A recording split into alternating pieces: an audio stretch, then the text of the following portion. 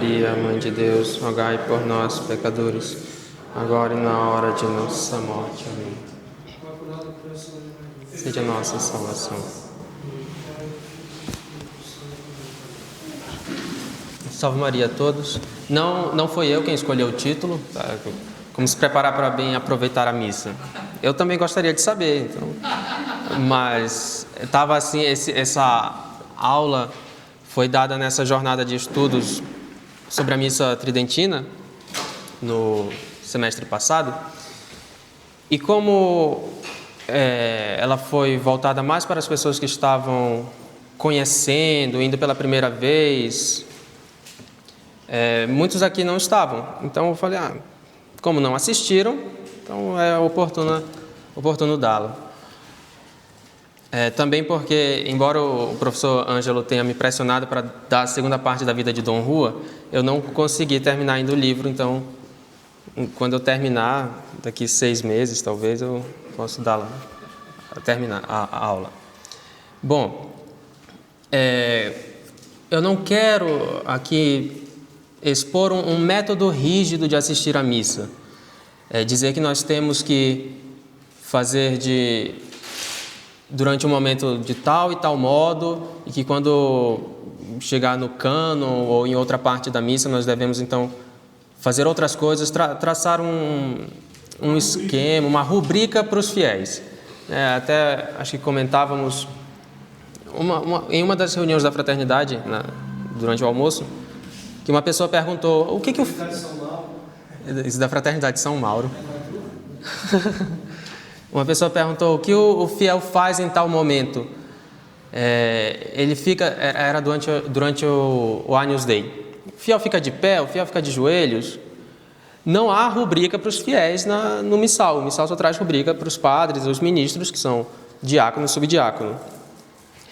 Pode ter um momento ou outro que traga uma rubrica? Pode, mas são casos excepcionais. Por exemplo, na Semana Santa, em que a cerimônia como um todo é diferente.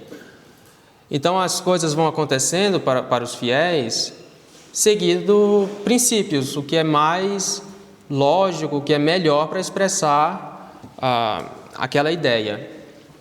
Como tem essa variação, eu também já fiquei perdido em algumas ocasiões, que eu não sabia o que fazer.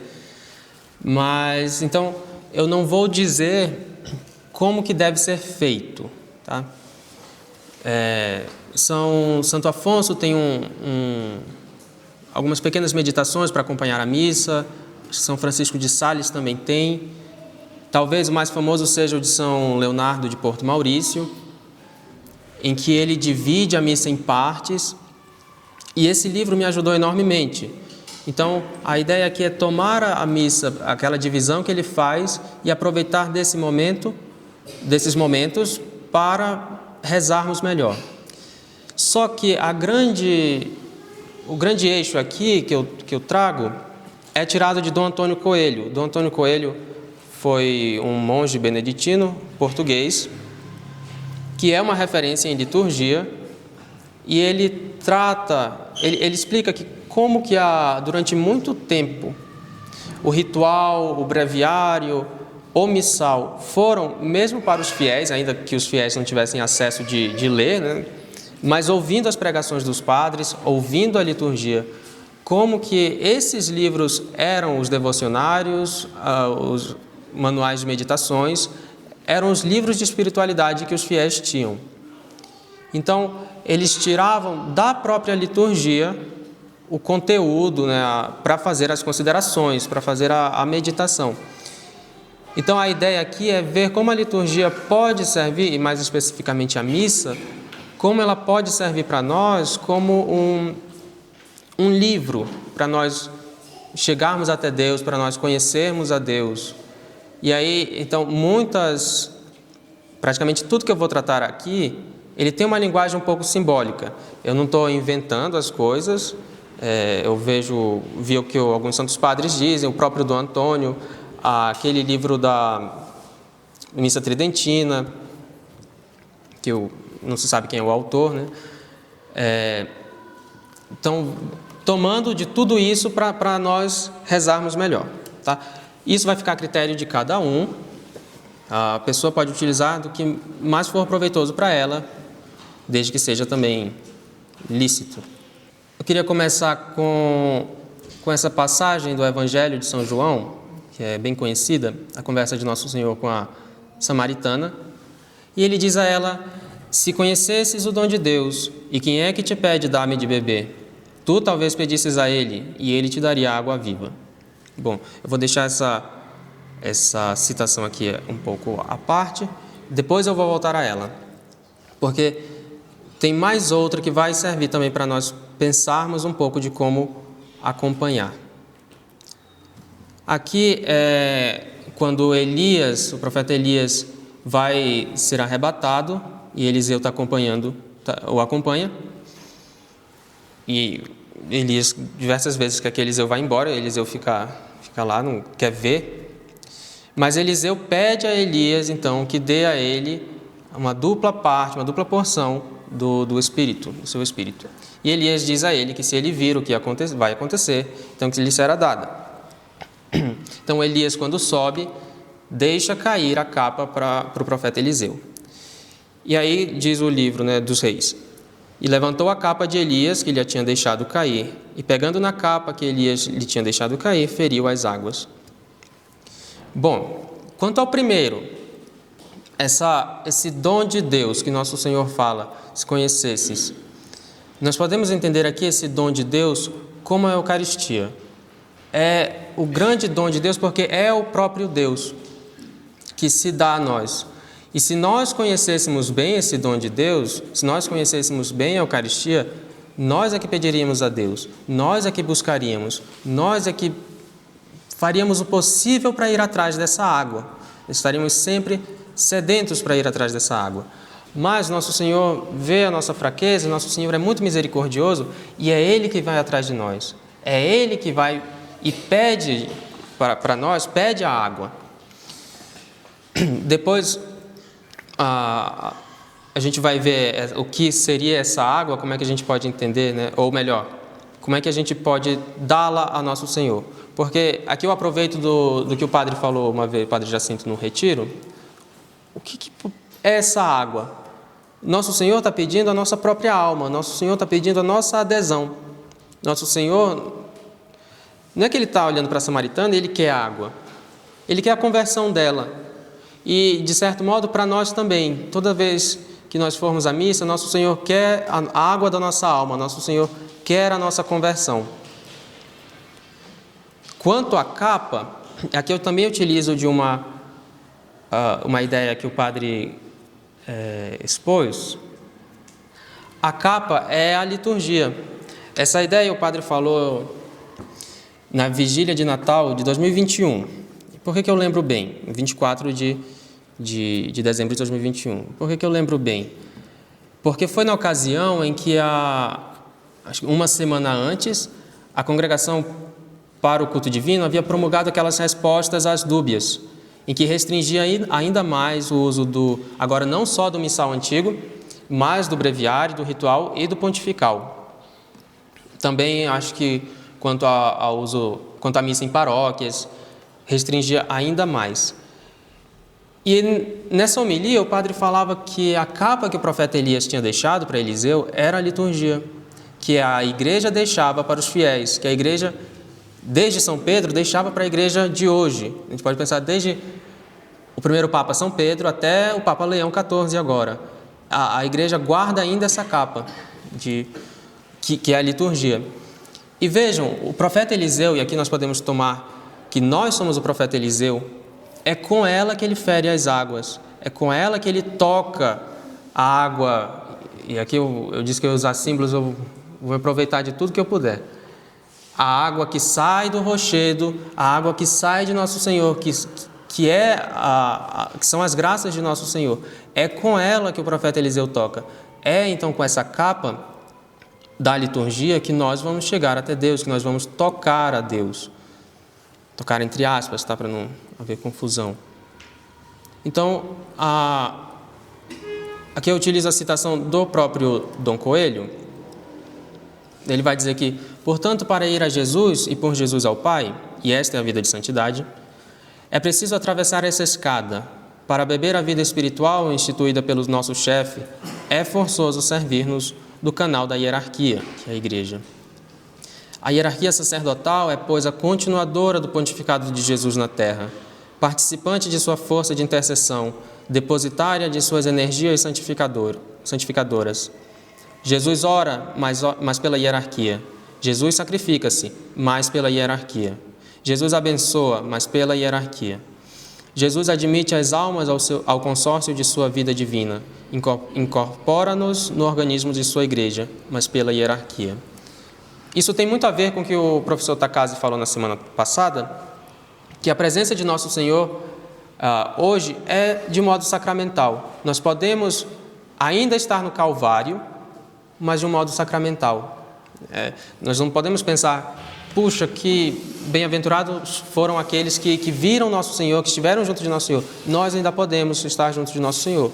É um modo diferente de estarmos com Ele, mas ainda podemos.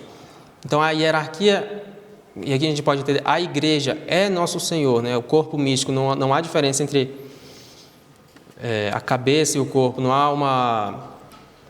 são discordantes entre si. Bom, mas como que nós vamos fazer isso? Porque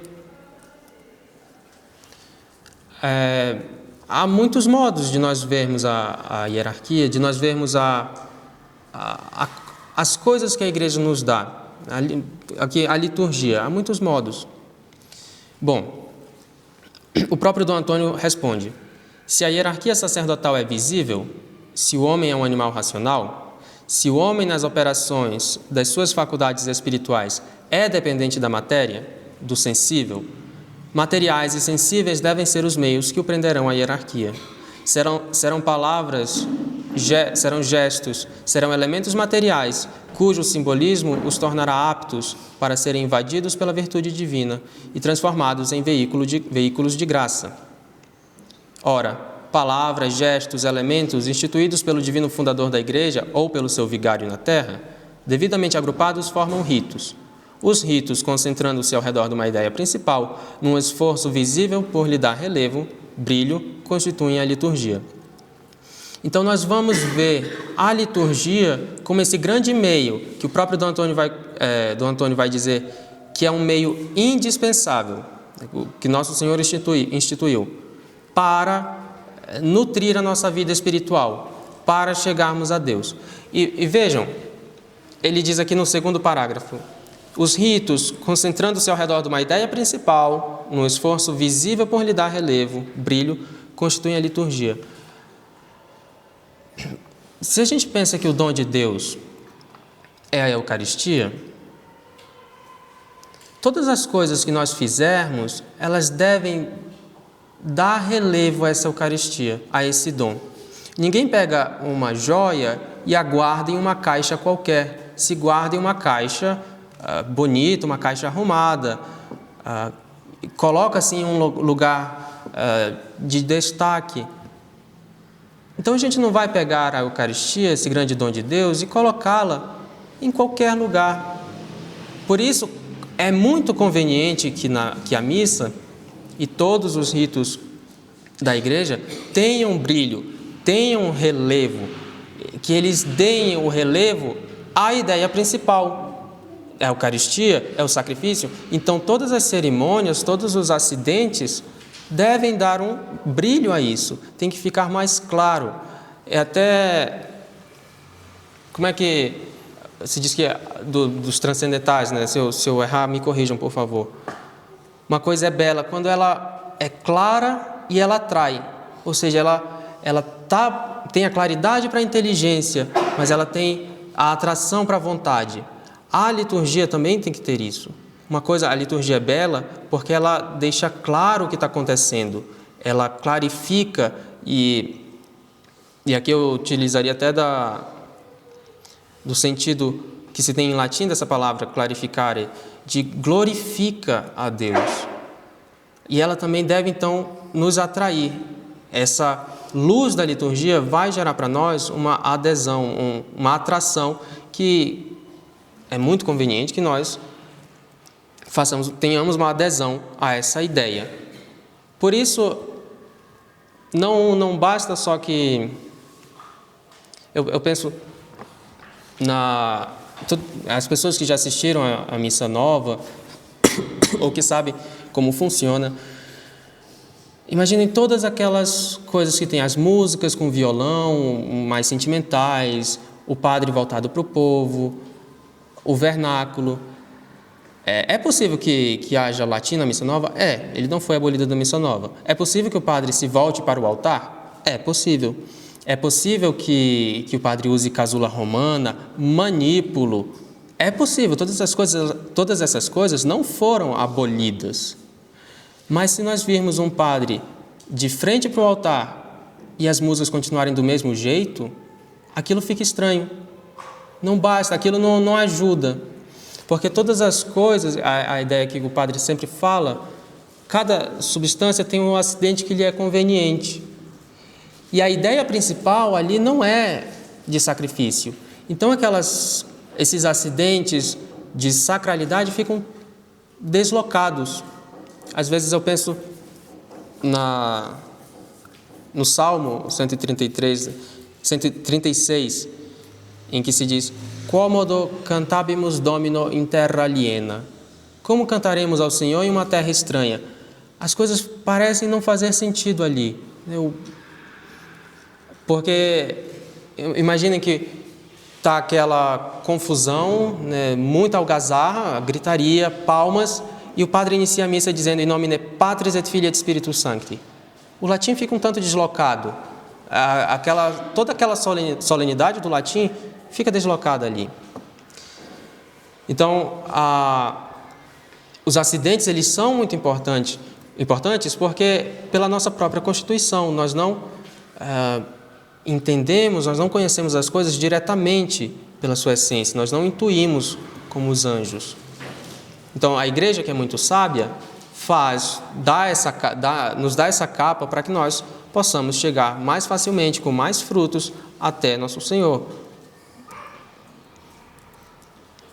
Bom, então, o que fazer? Nós vamos usar o missal, rezar o terço, usar um devocionário, rezar o breviário.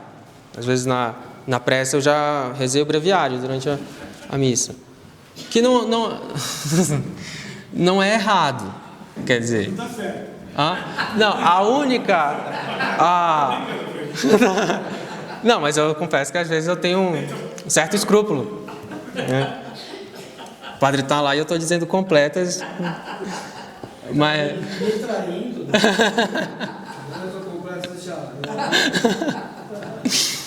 Mas eu confesso que a única menção que eu vi pelo menos, que não se deve rezar qualquer outra coisa durante a missa, é em uma missa pontifical. O cerimonial traz a instrução dizendo que os padres que estão ali no coro, não devem rezar o breviário ou ter qualquer outro livro. Eles devem ficar com a atenção exclusiva à cerimônia. A única recomendação. Bom, então o que nós vamos fazer?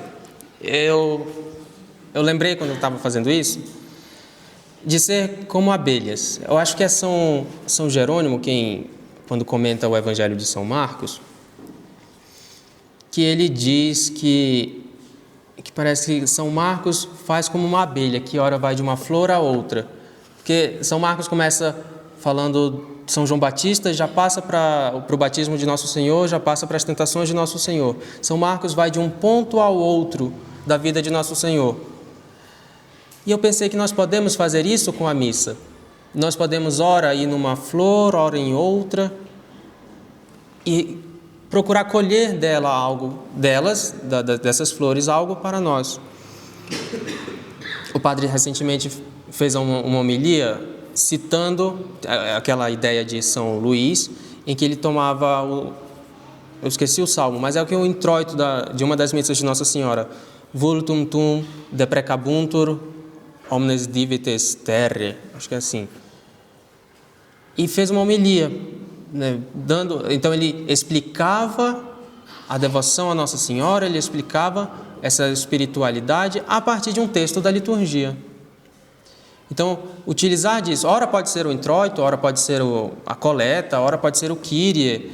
Enfim, em algum momento isso vai variar de acordo com a pessoa, ela pode ver o que mais chame a atenção dela. Eu gosto muito antes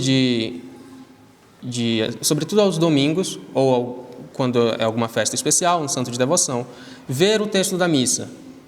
E há alguns santos em que eles são tão caros à igreja que eles têm uma missa própria. São Luís Gonzaga. O texto do introito diz que o fizeste pouco menor do que os anjos. Do Salmo. Isso. Paulo minus abangelis. Eu não lembro qual é o Salmo. Mas veja, por que a igreja coloca esse Salmo para a festa de São Luís Gonzaga? Por causa da pureza. Então, São Luís Gonzaga, que é padroeiro dos jovens e da castidade, foi tão intensa, é tão notória a pureza nele, que a igreja coloca a pureza dos anjos. Ele está pouco abaixo dos anjos. Ele não é como um anjo, mas está pouco abaixo. E isso pode servir para nós. Pode ser, o ofertório da missa de São João Bosco. Venite filii audite-me, timorem Domini docebo-vos. Vinde, filhos, e ouvi-me, vos ensinarei o temor do Senhor. Ele é um educador, e ali está falando de ensinar. Esse mesmo salmo está presente na missa de São José Calazâncio, outro educador.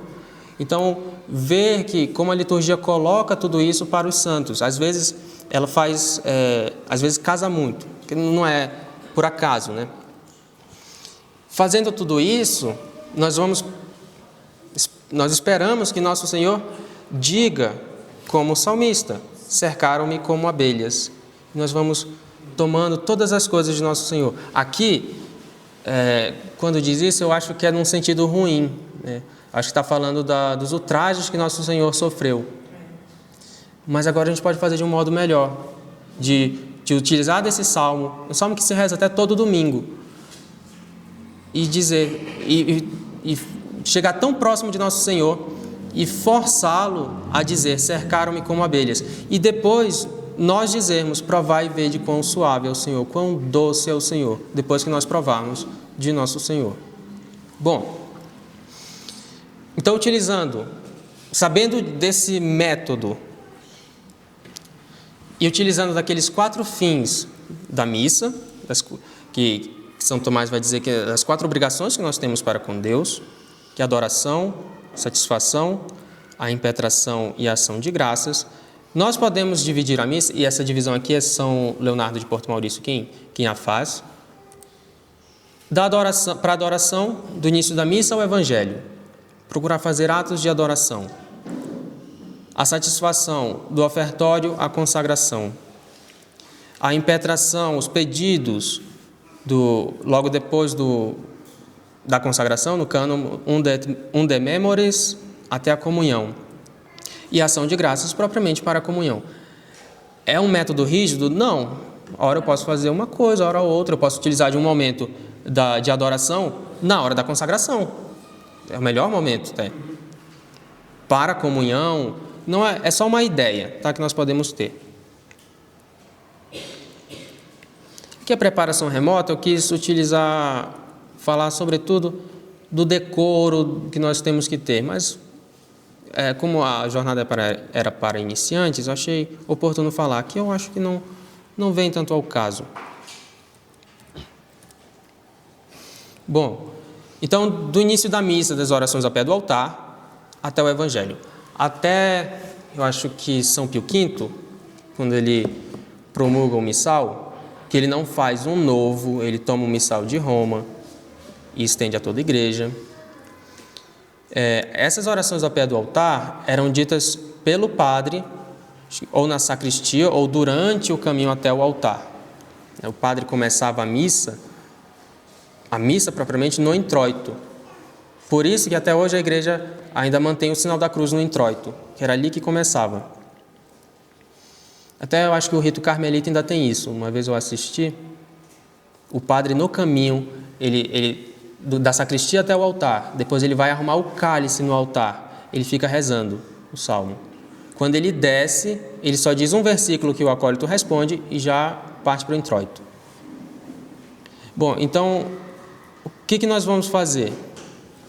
Há uma coisa que eu acho muito boa: responder à missa. Tá? É uma coisa nova na história da igreja, né, dos 2000 anos, responder à missa? Tem um pouco a ver com o movimento litúrgico que teve no final do século XIX? Tem, mas não é errado. Não é, isso aqui não tem indícios de modernismo, ele responde à missa. E essas palavras que nós dissermos, elas vão nos ajudar. Claro, a gente não pode ficar respondendo sem pensar. Claro, vai ser um pouco automático, às vezes depois que nós tivermos o hábito, mas utilizar sempre dessas palavras para pensarmos no que nós estamos dizendo. E utilizar então disso como uma preparação para o sacrifício e cumprir a obrigação da adoração. Então a missa começa com o Salmo 42, o Salmo Iudica me Deus, que em poucas ocasiões em que esse salmo é omitido, só para o tempo da paixão e as missas de Requiem, e algumas outras cerimônias em que acontecem antes da missa, então esse salmo é omitido. Mas pensar que o salmista inicia dizendo: Iudica me Deus, julgai-me, ó Deus. Isso pode produzir em nós um certo temor. Nós estamos pedindo que Deus nos julgue. Mas nós estamos do lado eu falo para o acólito, né, mas para os fiéis também, nós estamos juntos de um sacerdote. Não é que nós estamos sozinhos e nós dizemos a Deus: Iudica me Deus. O povo dizia a Moisés: fala-nos tu e ouviremos, não nos fale Deus, para que não morramos. Eles não chegavam diretamente a Deus. Nós temos um sacerdote, que é maior que Moisés. Então, o sacerdócio não é maior que Moisés. Então, a gente utiliza do sacerdote para chegar até Deus. Esse temor inicial, depois, se transforma em esperança, em uma confiança. Logo em seguida, ele vai dizer: porque vós sois o Deus, a minha fortaleza. E aí ele diz: e entrarei no altar de Deus, ao Deus que alegra, do Deus que alegra a minha juventude. O que antes era um temor, agora passa a ser uma confiança, uma esperança. Nós vamos nos aproximar de Deus com os méritos de nosso Senhor. O sacerdote, ele é nosso Senhor, que vai entrar no Santo dos Santos. Nós utilizamos desses méritos. Tem uma frase de São Pedro de Alcântara, que eu gosto bastante, que eu acho boa para nós pensarmos na missa também. Que ele vai dizer que aquilo que nos foi dado não é menos nosso do que aquilo que nós conquistamos. Os méritos de Nosso Senhor nos foram comunicados. Eles não são menos nossos. Nosso Senhor nos fez participantes desses méritos. Ele nos deu. Então, nós vamos utilizar desses méritos para chegar até Deus. E agora, já com esse temor, mas essa confiança também, nós procuramos ter uma contrição, um arrependimento, e rezamos o Confiteor. E lembrem, antes nós pensávamos como aquele povo, né, que não queria ver a face de Deus, queria que Moisés falasse. Mas depois o salmista diz: Deus tu conversos, vivificabis nos. Deus, voltado para nós, vai nos vivificar, vai nos dar a vida. E o povo vai se alegrar nele. Bom, a missa segue com o introito. Aqui eu coloquei introito, gradual, aleluia, trato, ofertório, comunhão, porque são as partes do próprio da missa. Ou seja, aquelas partes que vão variar de missa para missa. Como eu citei aqui o introito de São Luís Gonzaga, o ofertório de São João Bosco, o introito da missa de São José Calazâncio. Utilizar desses pontos do próprio da missa para meditarmos. E o Kyrie e o Glória encerram essa primeira parte. Nós temos a coleta, a epístola e o evangelho. Aqui é a instrução moral que a igreja vai dar. Então, utilizar dessas leituras para pensarmos na nossa vida, na nossa parte, como um exame de consciência, talvez. E aí ele vai dizer, nosso Senhor, né? Se estás para fazer a tua oferta diante do altar e te lembrares que teu irmão tem algo contra ti, deixa lá a tua oferta diante do altar e vai reconciliar-te primeiro com teu irmão, e depois vem fazer a tua oferta. Nós podemos ver, então, esses textos da missa para um exame de consciência, para uma meditação. Eu coloquei essas três missas, mas eu confesso que eu já não lembro muito. Eu só lembro do sábado da terceira semana da Quaresma. Eu recomendo muito que leiam peguem o missal dos fiéis, e vejam as leituras da Quaresma, sobretudo se for no tempo da Quaresma, porque toda a missa da Quaresma é uma missa própria para aquele dia, toda missa é diferente, e em muitas delas é muito clara a relação entre a epístola e o evangelho, que eu confesso, eu falei uma vez para o padre, é muito difícil fazer isso no tempo depois de Pentecostes. Às vezes o que São Paulo fala eu não consigo relacionar com o evangelho, fica uma coisa, eu não consigo, né? Não estou falando que não tem a ver, que não é possível, mas na Quaresma fica muito fácil. Por exemplo, a do sábado da terceira semana, a epístola é a história de Susana, o evangelho é a história da mulher pecadora, que vai ser apedrejada. E o que acontece? Susana é condenada injustamente. A mulher pecadora tem pecado. E eles agiriam conforme a lei, se fizessem aquilo. A ideia não é minha, tá? O padre que fala. Utilizando até a palavra de Nosso Senhor, né? As palavras de Nosso Senhor. O que é mais fácil? Qual é mais fácil perdoar? Susana, que não tem pecado, ou a mulher pecadora? É mais fácil perdoar a Susana. Nosso Senhor perdoa a mulher que tem pecado. E a gente... talvez dizer inocentar, né? Encontrar a inocência no inocente é fácil e lógico, mas dar a inocência ao culpado é mais difícil. É uma coisa poderosa, né? Da misericórdia de Deus. Então a gente pode utilizar disso e pensar na misericórdia de Deus. Puxa, mas nosso Senhor foi tão misericordioso e eu não sou misericordioso com o outro.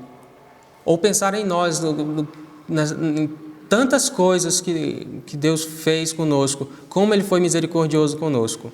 Utilizar desses momentos para um exame de consciência, ou mesmo não é parte integrante, essencial da missa, mas a homilia, quando vier a ter. Bom, então nós já fizemos a nossa adoração, a gente pode dar um check lá, está feita. E aí tem ainda a obrigação, tem 3 obrigações, nós ainda temos a obrigação da satisfação. Então começa com o ofertório. Podemos imaginar aqui Nosso Senhor, quando o padre descobre o cálice, Nosso Senhor sendo despojado das suas vestes, e ele já está bem mais próximo à paixão de Nosso Senhor, né? A crucifixão. E nós podemos pensar também, nós nos despojarmos de tudo aquilo que mais nos afasta de Deus, desse homem velho, e procurarmos agora, que está na iminência de acontecer o sacrifício de Nosso Senhor, de nos unirmos a Ele. Eu espero que os senhores tenham guardado aquela água que eu disse para guardarem lá no início da palestra, aqui da aula. Porque agora a água vai ser dada no ofertório.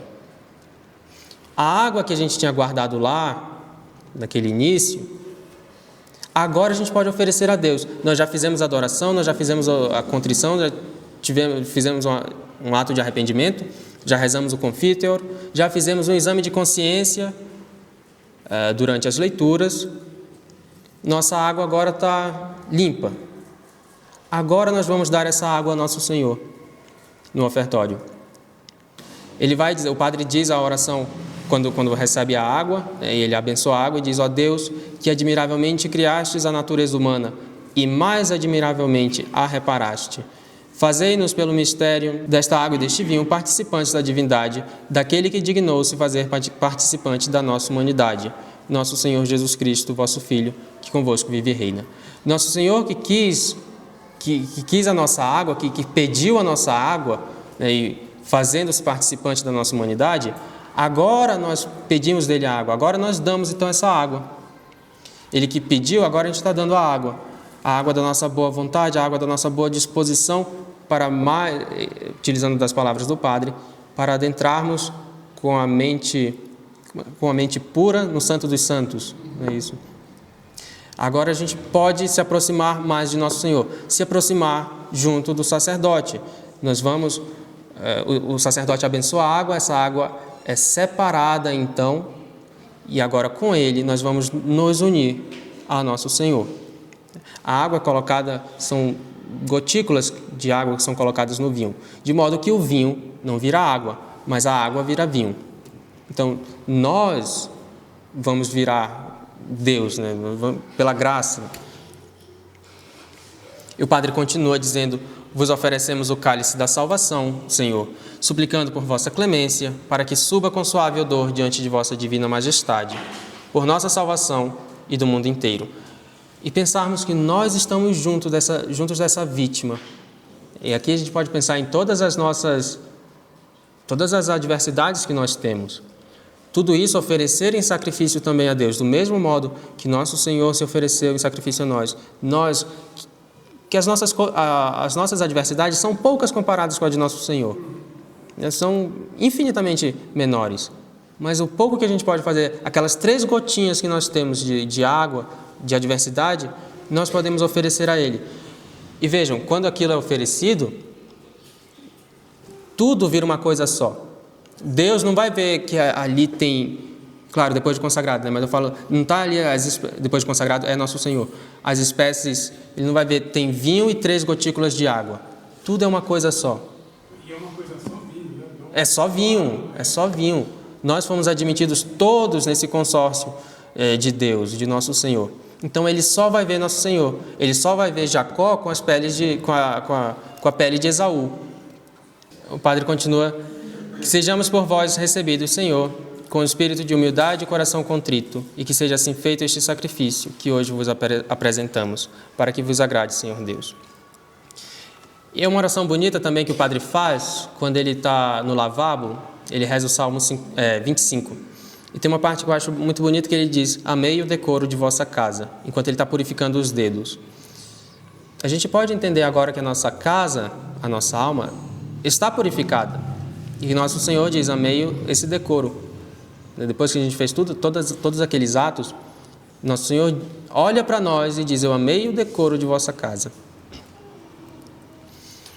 Nós chegamos então no prefácio, seguido os Sanctus, e aí tem o cânon, né? Aquela primeira parte do cânon até a consagração, que ainda é aproveitável para fazermos um ato de satisfação. No lavabo, o sacerdote purifica as pontas dos dedos. É que eu pensei nesse diálogo do prefácio, porque ele diz corações ao alto. Eu acho que é o próprio autor daquele livro da missa antiga, tridentina, que fala. Porque agora nós já estamos purificados. Nós devemos agora purificar-nos apenas das coisas, dos pecados veniais, né? Como nosso Senhor no lava-pés. Dos pecados veniais, nós purificamos a ponta dos nossos dedos. O nosso coração agora deve estar para o alto. Nós não devemos nos perder em coisas vãs, em uma criança que chora, uma criança que cai, volta e meia. A criança caiu, deixa ela lá. Não, é porque volta e meia eu ouço uma cabeça batendo no banco. E aí dá vontade de virar a cabeça para saber quem é que bateu a cabeça.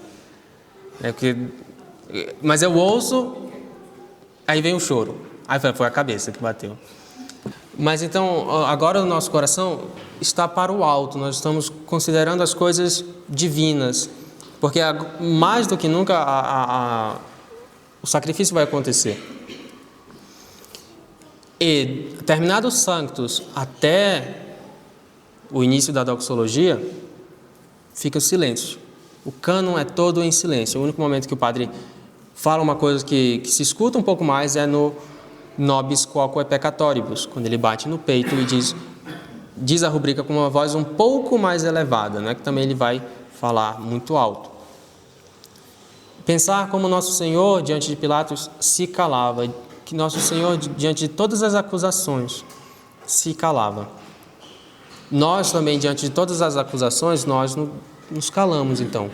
Nós não vamos nos defender, como Nosso Senhor não se defendeu. Nós não vamos nos apresentar a Nosso Senhor dizendo: Senhor, eu pequei, mas foi por isso, isso e aquilo. Não, a gente vai se calar e dizer: eu pequei, e pronto. Ele sabe o motivo, ele só quer o perdão, ele só quer a reparação, não só ganhar com isso, né? Eu quero ser perdoado, mas pensar que Deus não merece ser ultrajado. E o autor diz no livro que: guarde, pois, a terra este silêncio quando o Senhor se aproximar. A imaginação, os sentidos e as paixões imitem este silêncio recolhido do santuário, e que só se ouça a voz de Deus, que fala a todos os espíritos e a todos os corações. Agora, mais do que nunca, nós devemos considerar as coisas do alto. Mais do que nunca, nós devemos considerar a Deus. Tem o Anquiditur, em que o padre estende as mãos sobre a hóstia e o cálice, as oblatas. E eu lembrei de um salmo que passava despercebido. Não é salmo, né, na verdade, é uma leitura de Isaías, que se reza nos tempos penitenciais, nas laudas de terça-feira, em que eu acho que é o cântico de Ezequias. Ele diz: tu livraste a minha alma para que não se perdesse, colocaste sobre tuas costas todos os meus pecados. É exatamente isso que acontece na missa. O padre, quando estende as mãos, faz como os sacerdotes levitas, que estendiam as mãos sobre a vítima e colocavam então todos os pecados. Agora Nosso Senhor é essa vítima que vai carregar todos os nossos pecados. E, se eu não me engano, o rei Ezequias diz isso aqui em ação de graças pela doença que ele é curado. A grande doença que nós tínhamos, que era o pecado, Nosso Senhor nos curou com a redenção. Nós podemos dizer muito mais do que o rei Ezequias, porque a doença de Ezequias era uma doença física, era uma doença temporal. A nossa doença era uma doença espiritual, que levava à morte eterna. Nós podemos dizer muito mais: colocaste sobre tuas costas todos os meus pecados. Dizer também ação de graças. Ou pensar também no que diz o São Simeão: agora, conforme a vossa palavra, deixai o vosso servo ir em paz, Senhor, porque meus olhos viram a vossa salvação. Não pensar como alguém vem a dizer que felizes daqueles que viveram com Nosso Senhor. Não, Nosso Senhor está lá. Nós não anunciamos a morte dele até que ele venha. Ele está lá presente. Nós podemos dizer como São Simeão: Nunc dimitti servum tuum, Domine, quia viderum toculi mei, que meus olhos viram a salvação, que é Nosso Senhor. Até quando eu vi essa imagem, pensava em Moisés, quando ele estava com os braços abertos.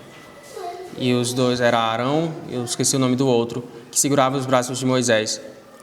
E quando ele estava com os braços abertos, os judeus ganhavam. E quando o Nosso Senhor, então, para utilizar as palavras do Padre, está erguido aqui com os braços abertos, é que nós ganhamos, é que Nosso Senhor ganha. Bom, e aí nós chegamos então na comunhão, para cumprirmos a obrigação da ação de graças. Agora, a gente, tendo Nosso Senhor, nós pedimos essa água dele. Nós mais do que nunca queremos essa água. O Salmo 41 é muito bonito: assim como o servo deseja a fonte das águas, assim minha alma vos deseja, ó Deus. Que é um salmo que é utilizado na bênção da pia batismal no Sábado Santo. que agora é o momento mais oportuno de nós nos unirmos a Deus, de sermos uma coisa com Ele. Nós teremos Deus conosco. Procurar fazer, então, atos de fé, de esperança e de caridade, para que essa adesão seja maior, estejamos mais unidos a Deus, sem cálculos interesseiros, sem pedir, querendo a glória de Deus. Aquela oração universal do Papa Clemente XI, que está presente em muitos devocionários, ela é muito bonita, porque ela diz: quero o que quereis, porque quereis, quando quiserdes e como quiserdes. Eu quero, se Deus quiser. Se Ele não quiser, que seja feita a vontade de Deus. Deus sabe muito mais do que nós precisamos. Se é que precisamos daquilo que nós pensamos precisar. Então, entregar a nossa vontade toda a Deus. É um momento também oportuno para nos unirmos a Nossa Senhora e pedir que ela leve essa nossa vontade. É dizer aquilo que São Luís recomenda: todo vosso sou, querida mãe, e tudo que tenho é vosso. De pedir a ela o coração dela emprestado. Que nosso coração seja revestido pelo coração dela. Utilizando aquele mesmo exemplo que São Luís conta no tratado. Assim como Rebeca dá as vestes de Esaú a Jacó, nós vamos então pedir que Nossa Senhora revista o nosso coração, para também nos aproximarmos de Deus, para que sejamos mais agradáveis a Deus. Bom, era isso que eu tinha para tratar, não era muita coisa. Pai, Filho e Espírito Santo, amém. Ave Maria, cheia de graça, o Senhor é convosco.